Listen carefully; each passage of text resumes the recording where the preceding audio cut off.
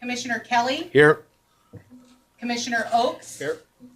Commissioner Ertley, Here. Commissioner Schreiber, Here. Commissioner Sloan Buchanan. Here. All present. Thank you. Please stand for the Pledge of Allegiance. Pledge allegiance to the flag of the United States of America and to the republic for which it stands, one nation, under God, indivisible, with liberty and justice for all. Okay. Do we have any public or employee comments? Nothing at this time. Thank you. The local 3438 report. Is that Greg? Yeah. Thank you.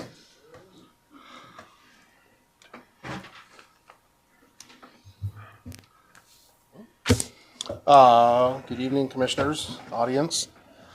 I think in the past, at times, with some of the new commissioners and stuff, I probably failed to introduce myself a little bit. My name is Greg Kuntz. I'm a battalion chief for the Fire Authority and then also the union president for all of the bargaining units in the north end of Snohomish County. Going to have a prepared statement tonight for some little bit of frustration that's been going on. We're just going to share it with you. And then if you have any input or comments, I'll be happy to take that from you. So for months, this labor group has pleaded with the commission and management to protect our mental health and service with Pacific Northwest Support Services. We've provided testimony from multiple members discussing our most difficult calls and the trauma experience in providing our duties. We've explained that members working for this agency have had their lives saved by services that we are requesting for you to provide. We've explained the precise direction in which the entire industry is moving locally and nationally, and how those services will provide much needed protection for our members. We've offered a solution that most other local agencies have requested and have received from Pacific Northwest Support Services. We have been a couple months now at this. So Pacific Northwest Support Services received proposals from management through the commissioners, I assume, that are unusually restrictive, undermining the effectiveness of Pacific Northwest Support Services in the name of maintaining administrative control. These proposals include the prohibition of contacting members outside of work hours, not allowing ride-alongs, not allowing use of rooms in the stations, or being at the station for any reason outside of a group incident debrief.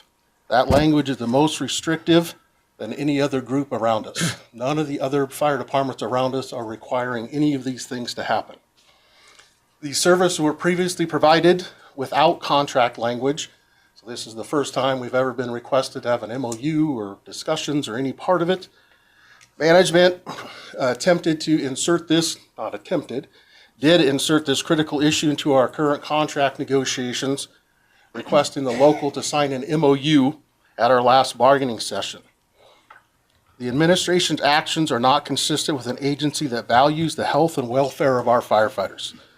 We are deeply disappointed in the methods being employed, using our cries for help as a bargaining chip. Mental health and suicide prevention needs should not be leveraged against your firefighters.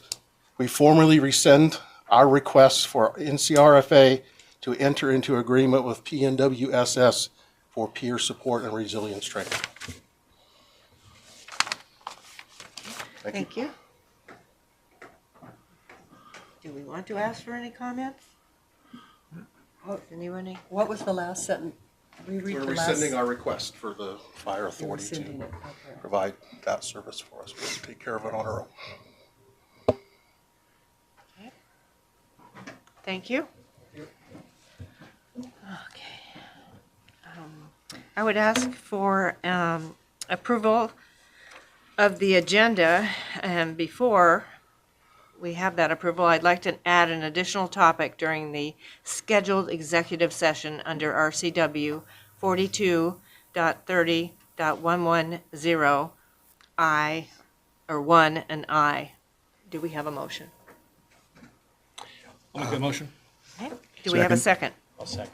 Thank you. All in favor? I'd like to make a motion to amend that motion to remove under unfinished business items A and B due to the fact that the bargaining unit, the union, just requested that their proposal be rescinded. There's no use discussing that on the agenda if they're asking us to rescind it. And I would second that amendment.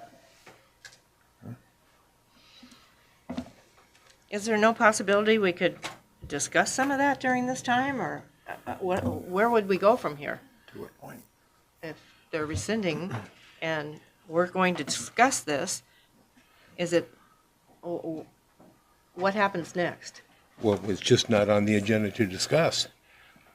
I mean, the last thing I heard You him want say, to bring it up as another item some other time to if readdress it comes up, but right now there's use in discussing it. Okay. We have a motion and a second. All in favor? Aye. Aye. Anyone opposed? Aye. Okay, that motion carries. Okay. So, we will move into executive session now then. Excuse me, Oh. just a question on that. As far as I know, we just voted on the amendment to the amended agenda, and we passed that amendment to pull the unfinished business A and B off. But I think we now have to go to your original motion for approval of the agenda as amended. Okay, So, we can do that. yeah, I mean, that's all I'm saying. So I would say call for that vote as amended, and then we'll move on. So do we have a motion to add the additional topic to our executive session? Yeah, I'll move that, yeah. Do we- Second. Yeah. Okay. All in favor? Aye. Aye. Anyone opposed? Okay, that motion carries, and we will now move into executive session. Estimate 20 minutes for You think, the 20? first. Let's start with 10. Okay, It might have just got short. for the first one, Yes. okay.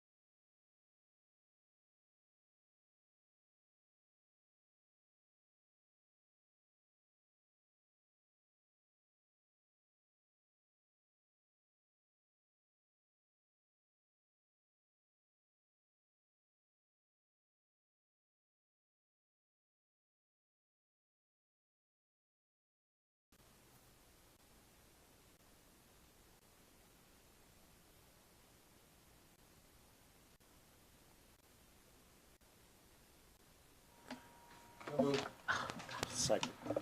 All in favor? Aye. Any opposed? That motion carries. Okay. The next item is the quarterly division presentation, and that would be by BC Greg Kuntz.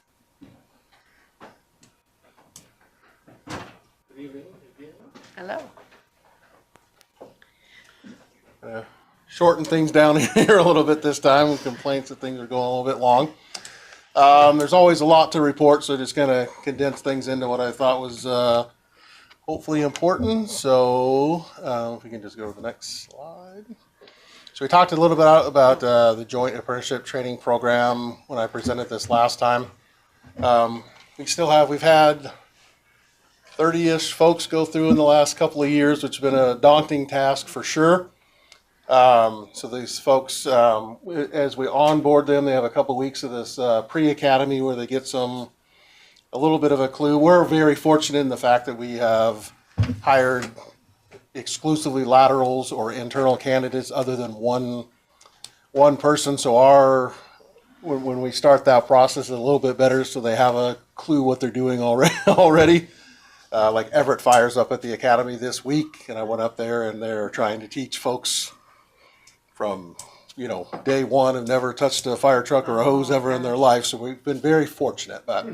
So trimester 1 is the fire academy. So pre-academy, academy, post-academy. So right around 4 months, maybe a little bit longer. Trimester 2 is broken down into EMS training and testing, and then trimester 3 is driver operator training and testing. We've wavered from that a few times, but I think we got it finally dialed in. So that's their first year, and then they're released from probation if they pass everything. And then year 2, they have their water rescue requirement, and then year 3 is the another 2,000 hours and 5 college classes. They're called FESHI classes that they take through either Everett Community College. We've been trying to go through Everett Community College local, or Bates Community College out of Pierce County. And so the next slide. Last week, I can't keep my week straight. Last week we had 5 probationary members who were in trimester 3, so set to be released from probation September 1st, I believe is the date. I actually need to send an email to Chief Krasky and Allison, Chief Cermak tomorrow, just recommending that all 5 be released from probation. We had a couple of written retakes that we had to do, and they performed very well in their written retakes. The pictures that you see here were up at the training center. We had the Engine 96 up there, and they have a pretty extensive 2-part driver operator pump evaluations. So we hire back 2 folks to evaluate it. Their battalion chiefs are able to be there if they want to come up and see their probationary members. And then, of course, I'm up there to kind of, if there's some sort of question about whether somebody passed or what the intent of it was, to figure that out. But everyone performed fantastically. They did a very good job. We had no retakes on the pumper driver operator, which is pretty rare. It's pretty rigorous. I mean, if you miss one little part, you're basically just stop them and start over, because there's no way that you're going to be able to make it. So super happy to report that everybody did that, and I'll make that recommendation to the chiefs either tonight or tomorrow, that they be released from probation. I actually worked an overtime shift on a Saturday. Rare for me as well. We've had this, we've talked about it before, the rope rescue training, where we have not been able to conduct those ourselves. I know that Chief Cermak especially has been very frustrated because this equipment was purchased, I don't know how long ago, but many years ago. So we got that. We got all of the equipment. We bought a little bit of new equipment to go on it, and have run every single person in the organization through low-angle rope rescue training, and that equipment is now on the rig. So we accomplished all of that in the second quarter, and so we are good to go for rope rescue training. I went out with the crews. That was a B shift that day, and everybody did fantastic. So I'm very, very happy about that and the performance of our folks. This is just a little bit of a snapshot of our training requirements. So we have what are called credentials. Battalion chiefs get a credential, captains get a credential, firefighters get a credential for the fire side of things and also for emergency medical services side of things. This one is the firefighters for Q2. You'll notice a couple folks that are low in their training. That just means like some of them started late in the year, so came through the academy, so they didn't do anything from January to, June or whatever. So they're not delinquent in that. It just looks a little different. But I was happy this quarter. We have still a couple people that need a little bit of prompting. I'm not sure how to prompt them any further, but try. But this is all, just a myriad of things that are required by the state, and then also internal requirements that myself and the other battalion chiefs go through in looking for areas where we could use some improvement. So that is all I have for you, unless you have any questions. Sounds good. Okay, thank you, appreciate it. Thank you. Thank you. Okay, next we'll move on to unfinished business. The only item there is item C, the lease agreement between DNR and North County RFA, first reading. So before Chief Tenhopen starts, I'd just like to apologize for the late ad.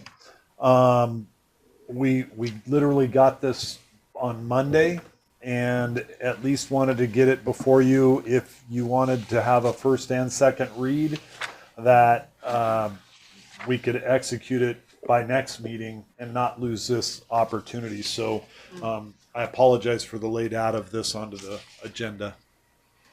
Thank you. Thank you. So as you saw in your amended staff package, the staff report and recommended motion form regarding the lease of the majority portion of the new storage building to DNR is up for lease. So we've been negotiating with the Department of Enterprise Services, which is the state's arm of real estate division, and they have contracts throughout the state with hundreds of contracts that they do for their state agencies to lease space for office space. So for DNR, they've come to us and asked this. It's not a necessarily new topic, as the fire chief has briefed this lease potential to you guys in the past. So my recommendation is to take action this evening to approve this, just so that we can start the lease as of 1 September, because DNR is ready to go as of 1 September.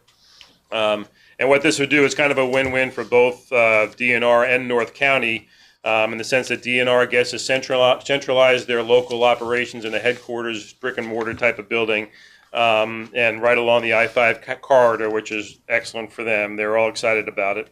North County Fire gets a more permanent resident and tenant at the training center, so it helps with security when we don't have folks there without a recruit academy going on and what have you. So that is good for us. We get to start recouping the payments for the construction of the building. We get to take advantage of the wildland training, the joint wildland training we can do between the DNR folks and North County firefighters right there on site. And even the citizens of the community who live amongst the threat of the wildland urban interface has a greater response time, or a minimum response time, because DNR is right in our first due area. I'm happy to take any questions. Otherwise, our recommendation is to approve.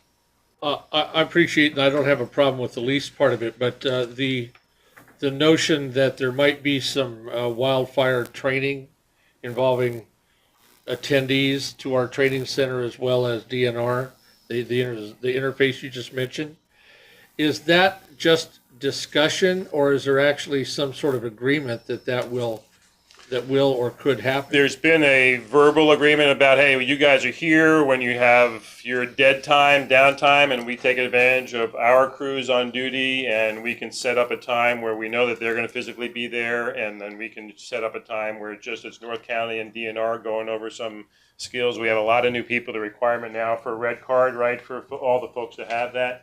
Yeah, if you don't mind. Yes. So we've had a local discussion between myself and Captain Saka and DNR about, sorry. Just so it's on the mic. Yeah, sorry. We've had some just very brief discussion with Captain Saka, who runs the wildland program, myself and DNR, about some grant opportunities. So the backside of the property that's there, of looking at some training that would involve mutually beneficial of getting part of the property cleared, Right. but then also having our folks be involved in that and understanding and getting a higher level of certification for their wildland stuff. Okay. So, yeah. Okay. And I'll add to Chief Kuntz what he shared is in addition, there's a lot of courses. Captain Saka does a great job of doing the courses that he can do, but there's a higher level of training that can occur that helps us on mitigating all incidents because it's incident command. It's just in the wildland area, and it gives our people the opportunity to go out on larger incidents, be part of larger incidents, and then when it or if it happens to our organization, they're already certified and ready to take on that professional ability. Not to mention, we created the educational matrix where it has wildland courses to help develop our people into future leaders of the organization, whether it be a company officer 1 or all the way up to a chief officer 4. We have a system set up for these courses that are otherwise you have to go to other places in the state. So it opens up a training opportunity for us and a relationship with these people. Are you sure that for the amount of space that they're leasing from us, that we still have the adequate amount of space that's under our control? Right, there's a wall, if you've been, for those who've been up to that new building, there's a wall between the 4 apparatus bays. So there's 4 apparatus bays, there's a wall between 2 of them. So the 2 on the side of the wall and the 2 office spaces will go to DNR. Okay. We gave them an option to rent the 3rd space out, but that would have to be between DNR and us directly because DES won't rent a space that there's not a wall to protect their interest, right? But we still have the other bay that we're using to put in. Greg's got that grant for our big extractor to put in there, so we're going to use the back of our apparatus bay for that. There's going to be some space to put a cage up there for us to put some of Matt Kuntz's facility stuff that he's been carrying around that we needed to have a safe place for it. It gives us an opportunity to put one of our apparatus inside the apparatus bay for safety and protection out of the elements. And the training consortium has their tongues out too, looking at potentially using its space to dry some of their apparatus things. So we can work with them to see if there is some area for them to use as well. But we're happy with what we're going to get out of it initially. So. And I want to make sure that I add to this that this is not optimal. We wanted this for our organizations and logistics and how we've grown. But the opportunity from a fiscal standpoint is they're paying for our building. Once they get in, we can take them and allow them, we can build another building for them and move them into it and get our building back. But the state can't rent a building or contract for a building that's not built. So we're getting them in the door in a 10-year triple net lease that pays all of the cost of the existing building for a year or two, however long it takes us to get in. Then we move them into a new building for the remainder of the 8 and we get our building back. So in the interim, we're making money or paying our general fund or our reserves back for that $900,000 that we got at a amount, I think it's $53,000 a year through this contract if we do the 2 bays in the offices for 2 years. And during that time, we'll figure out another building that we would come back to you and say we need to build this other building, and we'd get our building back. I don't have any problem with the lease arrangement. I would only ask that you keep the board informed on wildfire training opportunities that hopefully come to fruition. Go from discussion to action on that. I'd just like to know that actually progresses on there as a side benefit and a major benefit of having them located there. I'm sure Chief Kuntz will include that in his future training reports when he gives his division. Yeah, well, reports. exactly, right. I mean, if they're not there, there's not going to be training opportunities. But the way wildfires have been trending the last several years, et cetera, it sounds like this is very timely. Yes, sir. So, okay, thank you. So, this is awesome news, but I want to take a little bit different direction. And we've seen on the news about low-life insurance companies canceling insurance on people who live in high fire danger wilderness areas. And I know that when I go for my homeowner's insurance, if I have a fire hydrant within 100 feet of my home, it's cheaper than if the fire hydrant is 500 feet away from my home. And I also know that, well, me and Rob fighting with people trying to get flood insurance reduction for the city of Stanwood just by moving some buildings out of the floodplain. But I'm wondering if there's some benefit to the residents by having DNR there and doing their training, and if they're staging out of there, and we can make that public for helping people with their homeowner's insurance or insurance in the area. And if that's the case, I think we need to take advantage of that information and get it out there. So where this also leads, and in my previous life, we created a partnership with the U.S. Forestry and the local college, and they did a wildland training academy, and that ended up where they became a Type 5 hand crew, where they were actually called out to incidents as part of their training, and that's more just mop up. But the college gained that opportunity. What they also did is during their training to go out to that is they worked with local fire departments. Our fire prevention community risk reduction guy's already got his claws into this, is we would do what's called WUI land clearing of the 100-foot clearances if they wanted to partner with us and we could build this program. So to answer your question, I'm not sure that there's an insurance rating recovery. It would be good to be able to elicit that, but more the opportunity to build something to protect our community, whether they get the insurance rating process is flawed in my opinion anyways. And the state's got a whole thing on their plate right now that they're dealing with to redo that, because a lot of it doesn't make sense. And what really matters is that our community risk reduction officer is on top of it and maybe builds that relationship once they're in. But we need to get their feet in the door first. Yeah. Okay. I'd like to make a motion to direct the fire chief to sign the lease as submitted by DES for partial use of the training center storage building by the Department of Natural Resources. Second. All in favor? Aye. Anyone opposed? Oh, that motion carries. Thank you. Very good. The next item on our agenda is new business, and we have July financial report presented by Finance Director Randy Crum. Thank you. Thank you, Chairperson. Good evening, Commissioners. We just did our June 6-month review at the last meeting, so not a whole lot's changed between June and July, but so we'll go through this in a quick manner. So on the next page, you'll see our cash and investments. I have my own copy this time so I can read it. One more slide. Thank you. You can't read it on the screen, but you have a hard copy somewhere, or electronic copy rather. We're at 11.5 million at the end of July, down from 13.2 last month. And the next page, you'll just see the graph, how we peaked in May, and now we're cash reserves are trending down a little bit till we get to the promised land in October and some more property taxes. On the next page, you'll just see a summary for July, or the general fund. At this point of the year, we're should be about 58%.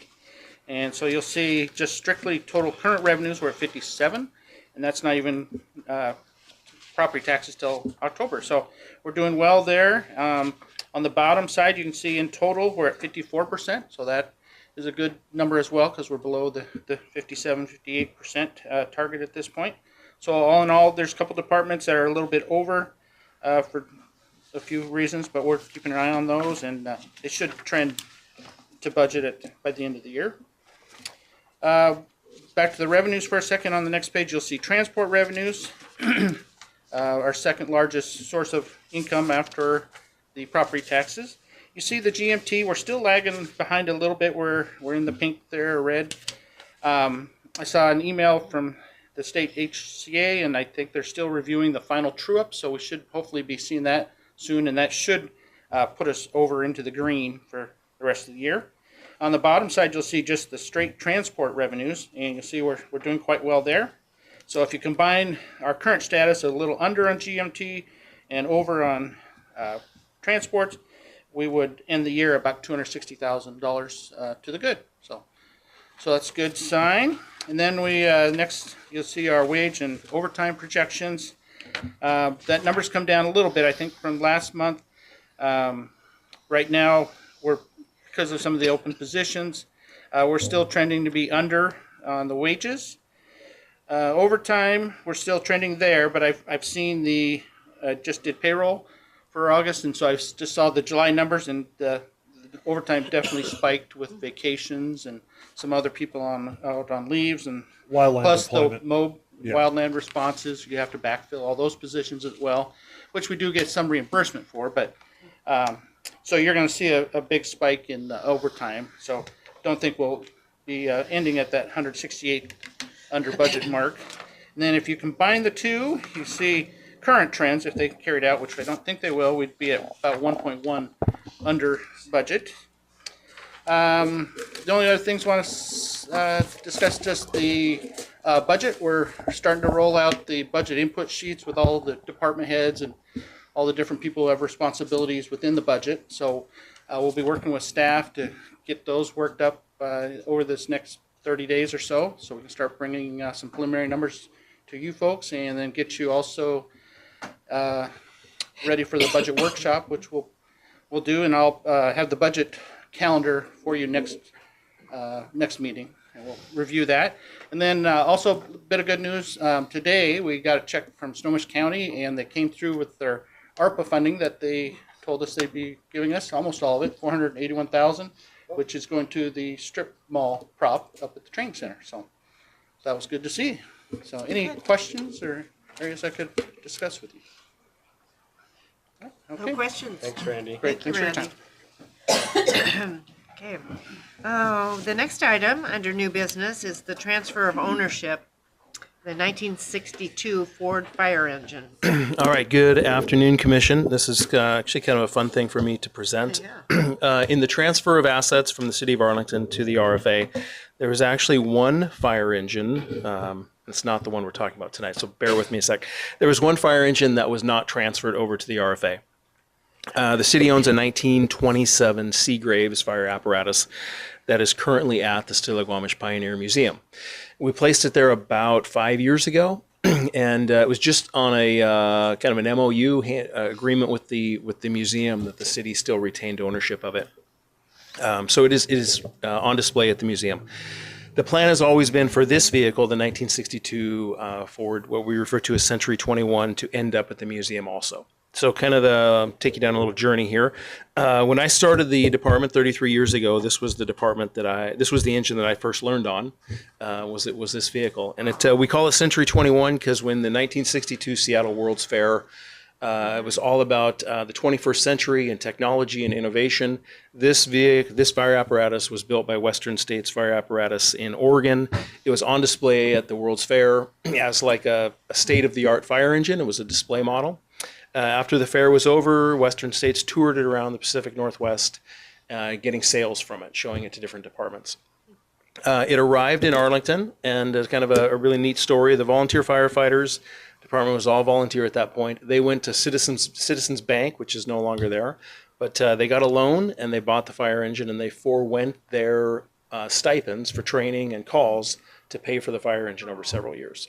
So it's a very historic piece of fire apparatus. When all the assets were transferred to the RFA, we brought the engine up to Station 92, up at the end of the Grandview Road, and it's been there for years. I actually had an idea to put it in the parade this 4th of July.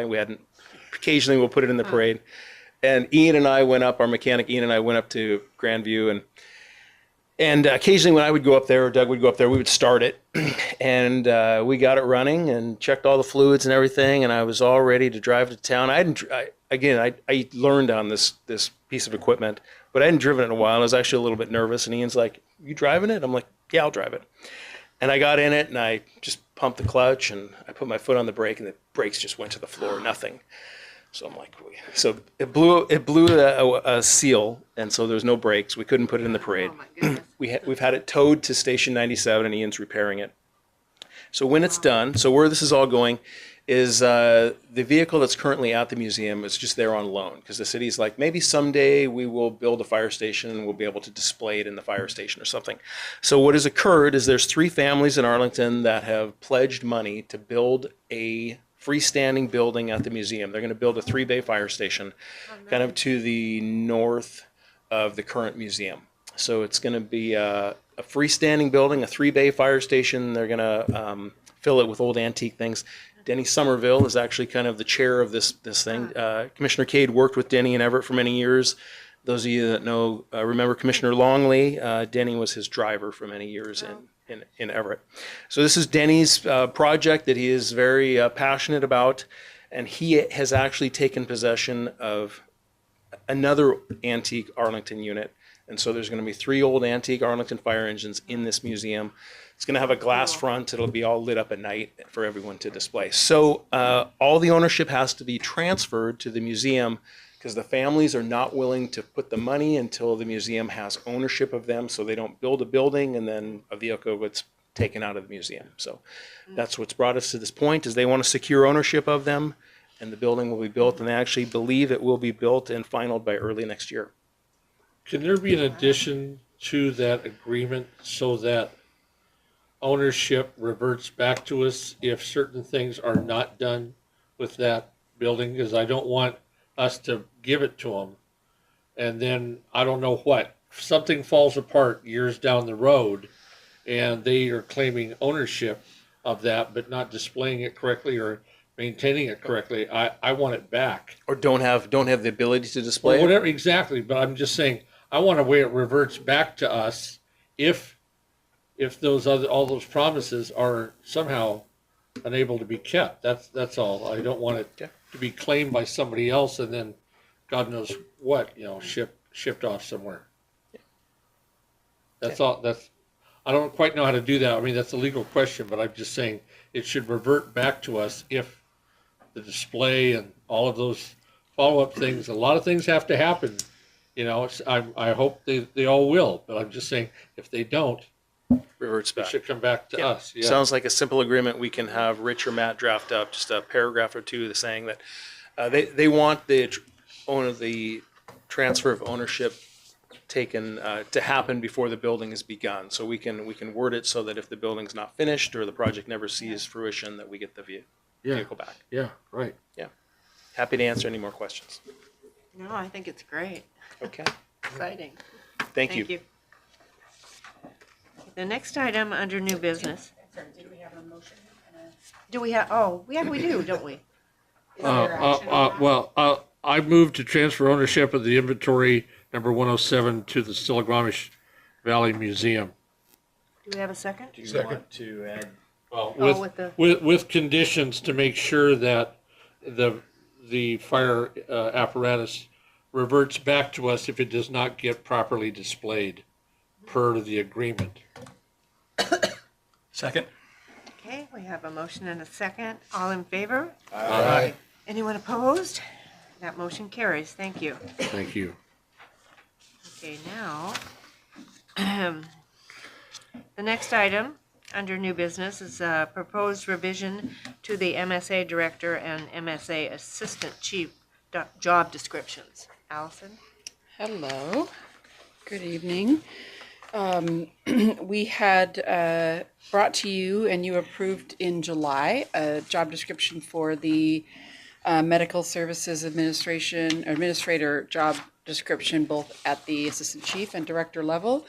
And after some reconsideration, we have modifications to those that we want to bring forward to you.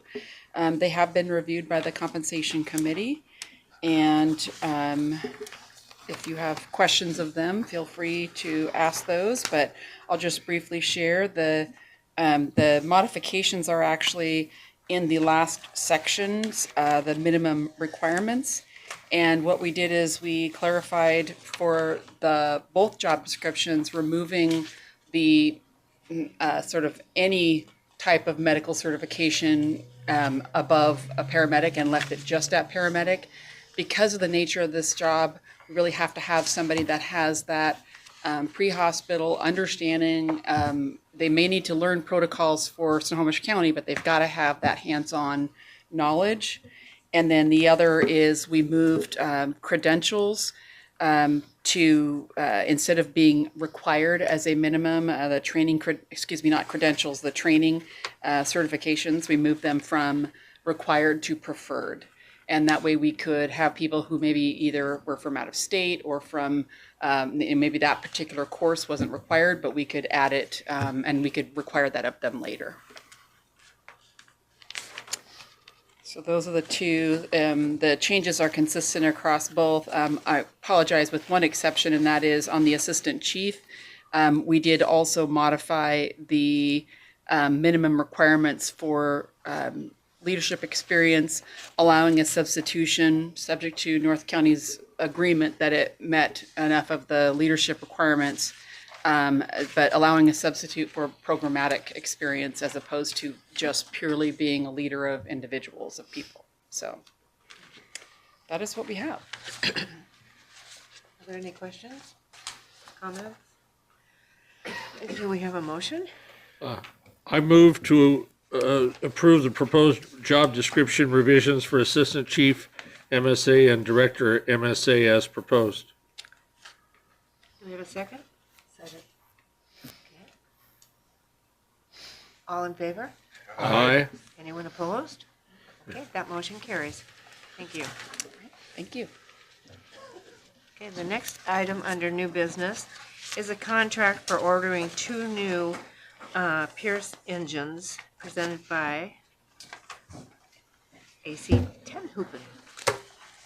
Okay, in the packet is the staff report and recommended motion to purchase 2 new fire engines to replace the frontline engine at Station 96 and Station 97.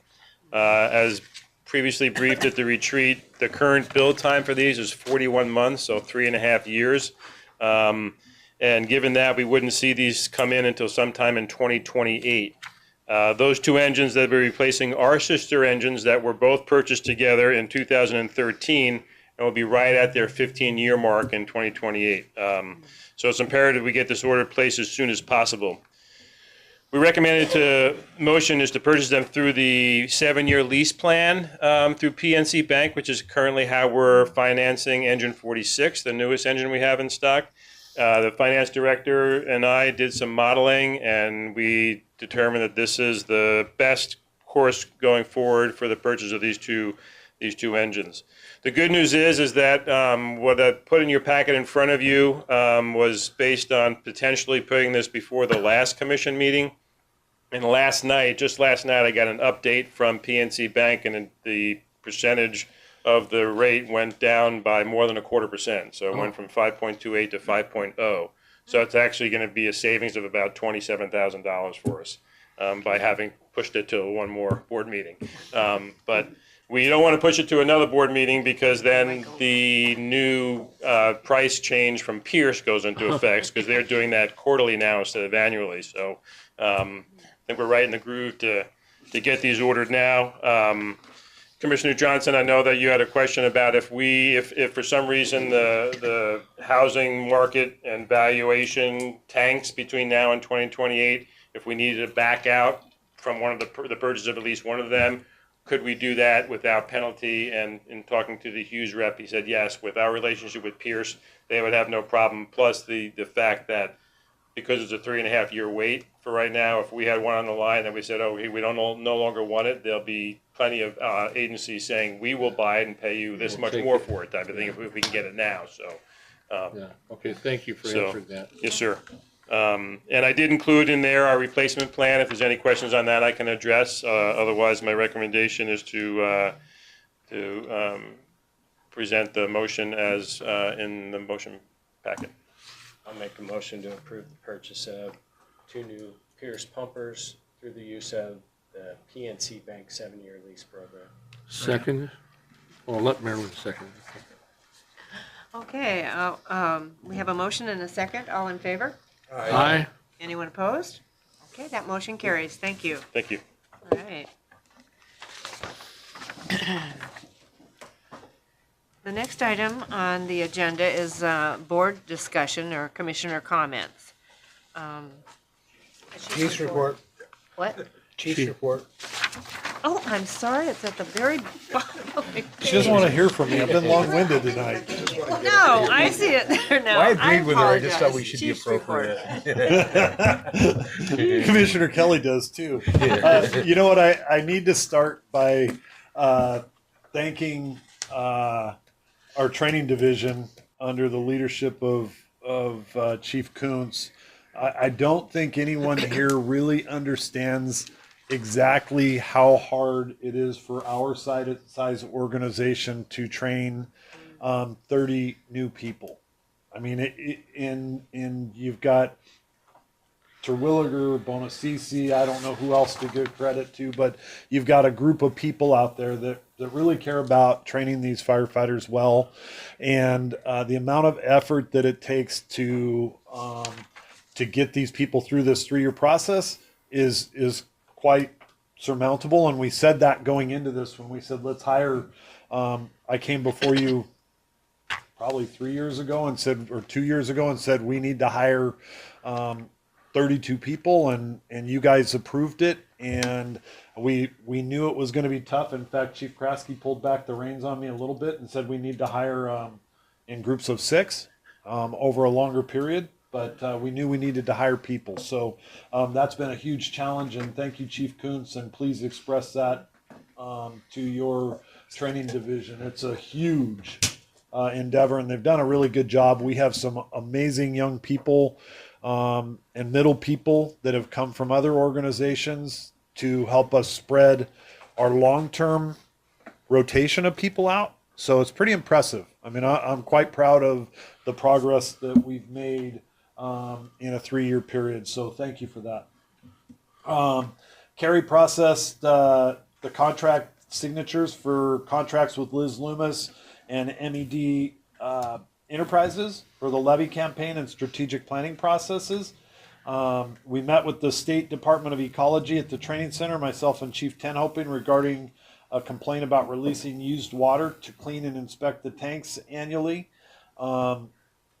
He said that the process needs to be researched more at the time of that meeting, but since came back and said that we did release water from those storage tanks. We were told we could release water from the water testing agency, and the county didn't disagree with that, but the state wants to have a permit fee in order to do that. And as I understand it right now, we just have to go forward with a permit fee, which then puts a certain testing cycle in place in order for that to do it. And once we go through a pretty stringent testing process for the first year or two, they'll probably or could tell us that we have to put a certain thing in line. We don't know that yet, but they don't know it. So that being said, he said we've done nothing that we weren't told to do that was more of a communication issue, and we'll work through that process in the future. Am I missing anything, Chief Tenhoping? No, it's just that they said every permit they have for something like this is custom made to the actual operation, and it probably will take about 4 months for the state to draft and do this. So we won't know exactly how much this permit fee will cost us, but it will be something. Yeah. I coordinated with the board chair, the kickoff of the board levy committee, and that is listed as Commissioner Ertley, Oaks, Sloan Buchanan. I've provided or will provide your guys' emails to Liz Loomis's person for that, and I've reached out to the local to see if they would like to put someone onto that committee. We have our staff people that will be assigned to that committee, and we will start meeting for the levy.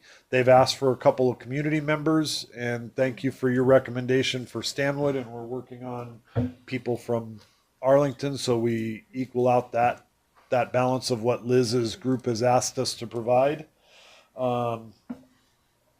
Let's see.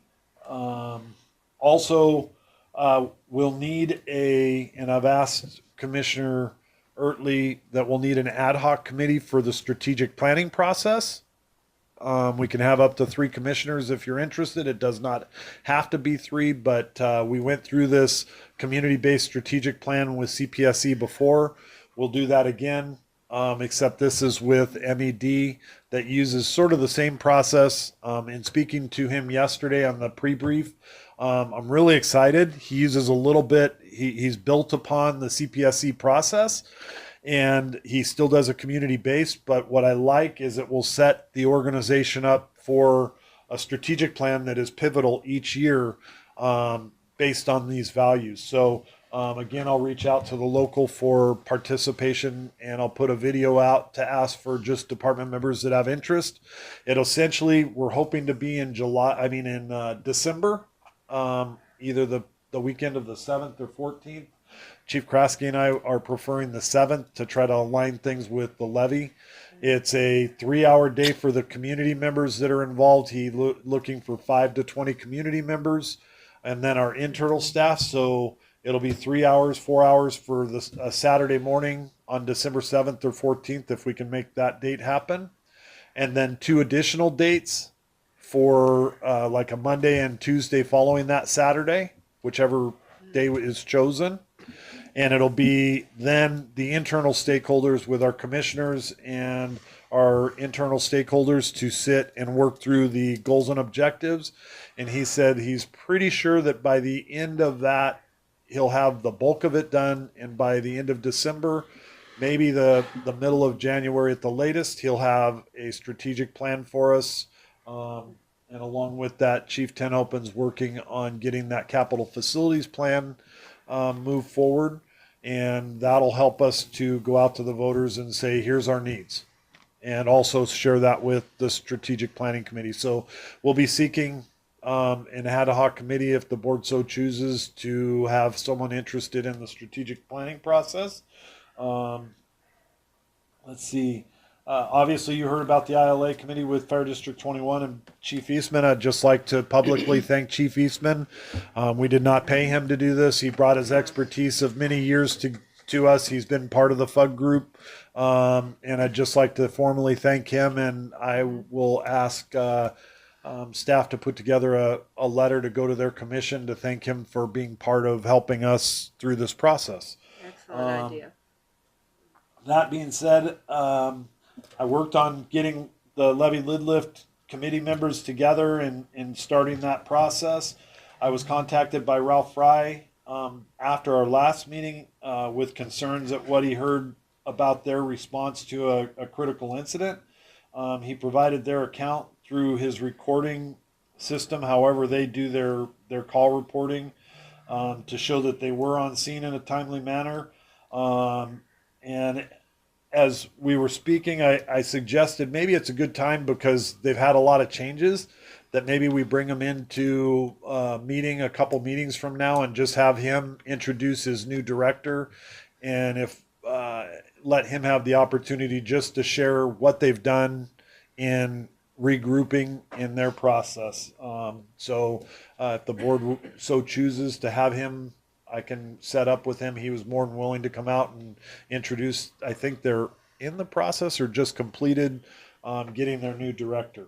So, and then finally I met with Mike Despain from MED Enterprises. He's been an amazing mentor to me over the years as a young firefighter, all the way up through ranks. I followed him up through the ranks. And he has some amazing ideas. I can't wait to introduce Chief Kraske to him. Chief Kraske just graduated a Leadership Institute through UW with their fire chief, Adrian. Adrian Shepard. Yes, Adrian Shepard from Redmond. And so they're going to come up and take a look at our training center. They're going through a potential regionalization of fire service down there that I've been helping them through a little bit of what we've gone through, and they're pretty pleased. So they're going to come up and see what we've done at the training center first week of October or something. I'd just like to compliment our president, Goforth, in the back there. Today he would you please give the state treasurer's name? You've practiced it. Mike Pelliciotti. Yeah. back. Pelicati, isn't it? He visited today. I have to say, quite inspirational, very motivational, and he was right here in our classroom with the Rotary group, and it was quite the. I think Steve and I both shared. It was a great learning experience to understand what he took over in COVID and all the things that he's been successful in providing a safe section for our pensions, for our state. We were just rated #1 in the state for fiscal acuity. In the nation for fiscal acuity out of the 50 states. So that was, you hear so much negativity in the world right now, but to hear what he's been able to accomplish with his 70-member team for the state of Washington, truly inspirational. And then finally, Carrie, I don't know if you want to expand a little bit, but yesterday we got a call that Arlington Arts Group put together some painting thing, and it was truly awesome. I saw Carrie put together the social media posts and everything for it, but you want to share what? So I hadn't heard of it, but I'm sure the crew at Station 48 knew about it, but apparently the City of Arlington Arts Commission or Council had commissioned a local artist to do some sort of a hopscotch pad on the sidewalk in front of the fire station or near the fire station. And they gave her free reign to either choose, because of the location of that station, that they kind of said she could choose if she wanted to do like an airplane theme or a fire theme. And lucky for us, she chose a fire theme. And it was completed recently, I guess. And it was the first I'd ever heard of it. But anyway, so I had an opportunity to go out there. The crew the couple that had done some filming for us for our levee videos last year was there to kind of shoot a promotional video. And they were gracious enough to let me take some pictures with the artist and had a couple of our crew come out and hop on the pad. So it was very cute. So there's lots of great pictures up, and it's just a nice community thing to acknowledge the fire station. And It's the Arlington Arts Council, yeah. and they're not actually part of the city of Arlington, but Okay. I happen to be. Well, it was wonderful. Yeah, It is. It's it was really the good. first I'd heard of it, and so I thought it was so fantastic, and I made sure to ask. There was somebody was there that I felt like it was okay to ask. I said, "Is it okay if I post these pictures?" Because I wasn't sure what their reveal was going to be, and they said, "Oh yes, no, it's totally fine." And I said, "Okay." I think it's Lori Anglin. The Happy Little Painter. Happy Company. Little Painter, and she's done a lot in She Arlington. is very happy and is spreading a lot of joy with her art. So. Very talented. It's not a normal size hopscotch, and No. it goes Right. from through the window to Carrie. Yeah, it's really long. Yeah. It's very cute. Very She cool. did a great job. So I encourage you to look at those pictures on North County's page. So we have a massive wall inside of this new logistics building that Chief Tenhope and I were talking about. If we had a local artist to design something really neat on that interior wall, how cool that would be. And it just popped into my head right now that she might be the person to good. reach out. And, The Arlington Arts Council is, or call me because I belong to it. Yeah. It was a lot of work. She was out there for days. It was Yeah. really hot. Uh-huh. They came and asked me, and I didn't know what she was there for, but welcome the crew. We were taking care of her. We were coming in and put a little shade over her, but it took a while. She said in her head it wasn't going to take that long within it Yeah. expanded, but it just turned out just great. Good. Yeah, she's done quite a bit in Arlington downtown, different things. They're very talented. Very neat. Yeah. So, okay, well, thank you. Okay, is that? yeah, I told you I was long-winded. And next, we have any board discussion or commissioner comments. And one thing was a discussion perhaps about the annual conference in Spokane. Do we have any feelings about that, or who is interested? Okay, I'm interested. good. I think, didn't we make reservations a while back? To my knowledge, we did not. I will go back and check my records, but no, to my knowledge, I was the one that just asked Marilyn if there I was think we just interest in sent this out one. a notice of when it was. I don't think any reservations were asked There's a location to in confirm. Spokane. It's Spokane. Yeah. I know that. Yeah. I apologize, I'd have to. Is it Davenport Hotel or something like I that? believe so. Yeah, I believe it's Davenport, Yeah. Yeah, and I think they're booked up. All Oh, those conferences book up pretty Oh. quick, which is why I thought maybe we did, I don't remember. yeah. I will Yeah. certainly call them, but I don't recall, I can check out that. Yeah. I don't recall that as a discussion. I don't recall that as a discussion this year either. Well, can we So- check into it? I don't know who would Certainly. be interested. If we know a number, Yeah, if you're interested, then we'll call and see if, because the one time I went, they had an overflow at the other Davenport. Mm, That if you didn't get in the one Davenport, you got in the other. I okay. actually saw an email, I feel like, on that today. Yeah, I got a postcard. So I just need a number, so, well, Okay. I see 2 hands confirmed. Be interesting. I would like to see an agenda or The agenda is posted on WFC, I'm happy to forward that to all of you. Oh, And Yeah, I do did- that, do I that. did think that the agenda looked like it had several applicable, I think I shared that with you, it looked like it had several good breakout sessions that seemed very pertinent to, recent items of business. So, I can look for an email, and then you Yeah. all will confirm with me. Yeah, okay. Okay, any other comments from commission? I'm just No? gonna mention to the chief, I've said this time and time again on issues that come up, like certain wildfire training or things like that, that don't be hesitant to either engage Liz Loomis in putting out a news item or yourself and feeding it to the local weeklies, who will be more than happy, from past experience, to usually print what you provide, along maybe with a picture talking about, I mean, just saying, anything about wildfires is topical.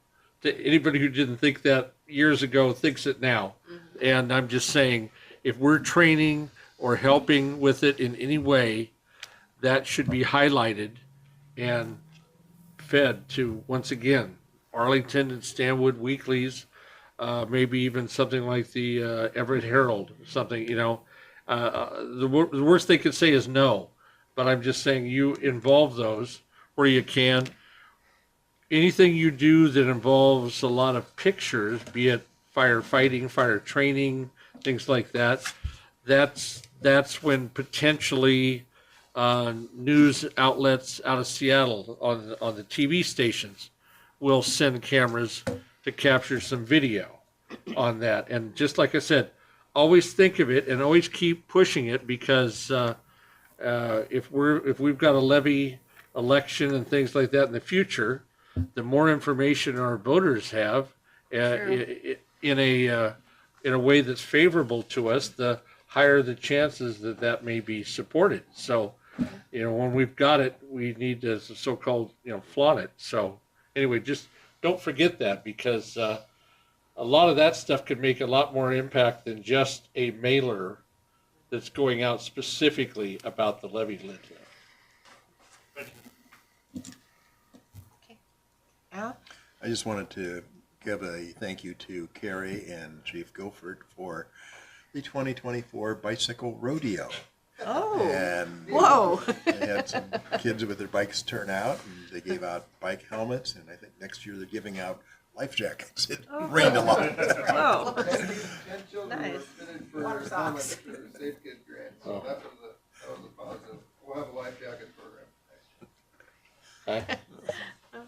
anyone else? Oh, well, I wanted to thank North County for letting my wife and my grandson ride in the parade in the ladder aerial apparatus with Chief Ten Hoopin at the wheel. And the only thing we'll do different next year, if we are allowed to do the same thing, is More we'll candy.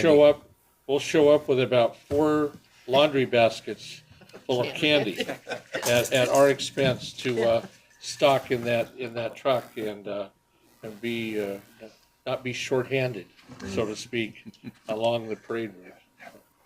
Okay, thank you, Rob. Anything for the good of the order?